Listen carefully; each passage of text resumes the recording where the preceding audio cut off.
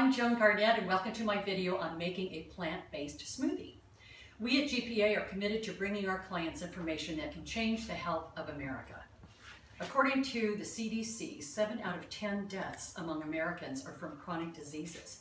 And what that means is lifestyle choices are increasing the numbers of people that are suffering from diabetes, obesity, and cardiovascular disease. And as an insurance brokerage, we're intimately involved in the health of our clients and their employees, their researchers, their scientists, their faculty, the postdocs, the scholars. And we feel it our duty to pave a path to well-being. And what better way than to start with getting more plants into our diet? We all know that more plants in our diet are going to help us become healthier. Lowering blood pressure, keeping blood sugar in check, avoiding cancer, and even maybe losing weight. If we balance our plate with more plants than animal products, we can improve our health, and the byproduct of that is healthcare premiums that are lower. A healthy workforce equals lower healthcare premiums. So I start my day 6 days of the week with a plant-based smoothie, and I choose from what you see from Earth's Bounty here on this platter in front of me. And I always include 2 to 3 fruits and 2 to 3 veggies, then other ingredients for additional health benefits. I won't go into the health benefits of each of these now, but you find that information in the text below this video on the website. So I'll talk a little bit about what I've got on the plate here. In general, berries bring you all sorts of great minerals and vitamins. They're full of nutrients, phytonutrients is what they're called. And again, you'll find this on the website as to what they specifically have to offer. But I always include 2 to 3 berries in my smoothie. In addition to that, then I move to the veggies. So veggies, of course, you can choose from anything that you desire. But the 2 to 3 that I generally choose from are dandelion greens, which, believe it or not, I know everybody thinks they're a weed, but they're very healthy. Kale, which is like the royalty of the veggie family. It's got vitamin A, C, and K in it, and a plethora of minerals. Broccoli or cauliflower, I'll choose one or the other, and those two have sulfuric compounds in them, just like cabbage. I'll sometimes choose cabbage. And those sulfuric compounds are known to impede the spread of cancer in the body. There's research out now that is supporting that. In addition, spinach, everyone knows about spinach, iron, whatever else is involved in that, lots of minerals.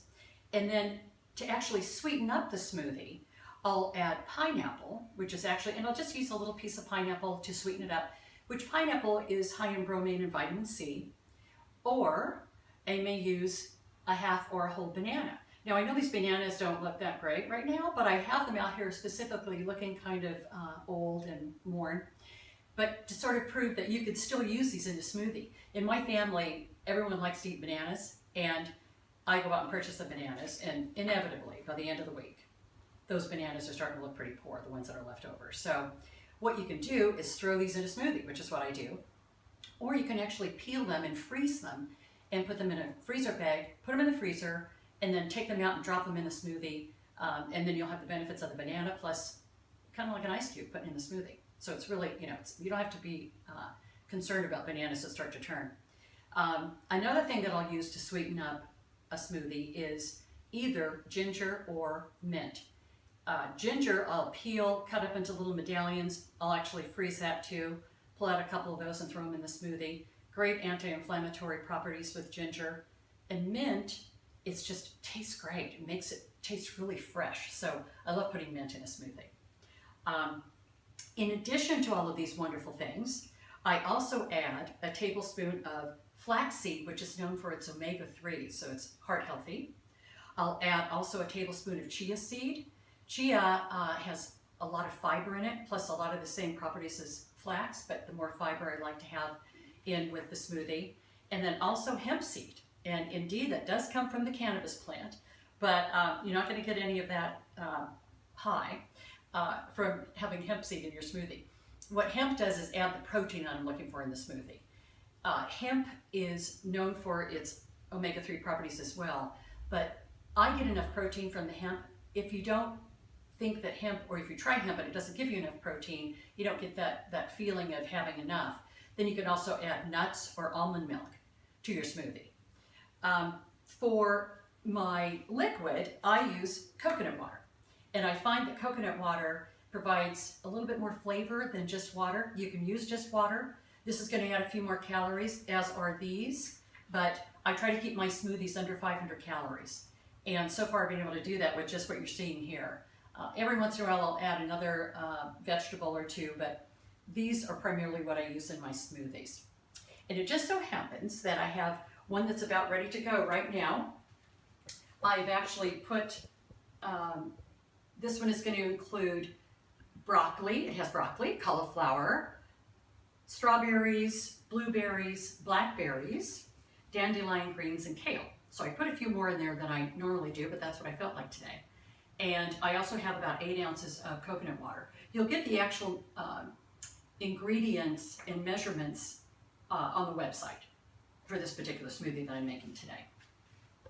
Now I'm going to put this on my actual high-speed blender, and you need one of these high-speed blenders in order to actually be able to emulsify things that are as fibrous as cauliflower and broccoli. And these are now on the market at really good prices. You can get Ninjas and other brands at under $100 now to be able to do this. So it's great to know that. So it makes making smoothies a lot easier. So I'm going to grind this up.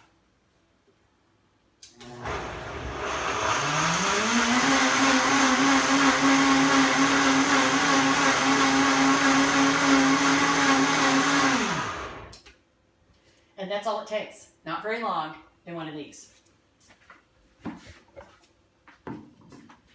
Then it's time to drink this wonderful bounty of nature. And depending on what you put in it, that's going to affect the color of it. This has been affected by the actual blackberries in this one. And now,